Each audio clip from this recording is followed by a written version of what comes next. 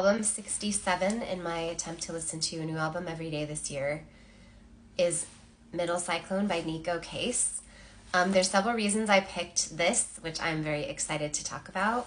So I have a 67 Mercury Cougar that was given to me by my grandfather when I was 18 years old. It's my first car. I still have it. I've been restoring it the last 7 years by a mechanic in California. I did not bring the car to Ireland with me because that would have just been way too much to even think about. It's still not running, but it is like the love of my life. I'm obsessed with that car. And so I figured, for album 67, because that is my favorite number because of the car, I wanted to choose something car related. So I started looking up what albums have Cougars on the cover, particularly a 67, and it's actually really sad how few there are. But I did find this album, and I'm not super familiar with Neko Case, but I know in her genre she's very well loved and very respected. I think this is probably the first album of hers that I've listened to. And she has a cougar on the cover, which is incredible. So it just made sense. I was thinking about finding maybe another car album or something that had to do with, cars in some capacity.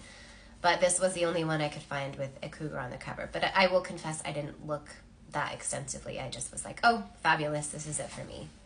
So this album came out in 2009, and there's about, I think it's like over an hour long. I put this album on yesterday morning, and I was like making breakfast and stuff, and I kind of let it play through the first time.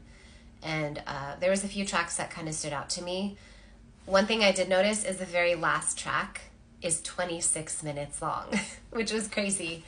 After the initial song was over, it was a really beautiful song. It just kept playing, and it was like night sounds, which after a while was like crickets and, all this chirping. I kind of wasn't really paying close attention. Then I noticed like, oh, that's weird. Like this song is going on for a really long time. And, it went on for 26 minutes. That's the whole track, is just the outro is all these crickets.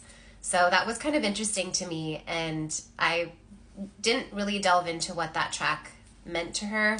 I would like to, because I'm sure there's some sort of meaning to that, or maybe it was something sentimental to her. But I thought that was kind of cool and a nice little surprise. That's why the album is so long, because that last track was 26 minutes. My favorite tracks there was two of them. One was called Fever, and the other was called The Pharoahs. She's just a really interesting artist. There was another album, because I get newsletters from Paste magazine. In fact, when I first started this project, I was going to do Paste magazine's 50 top albums.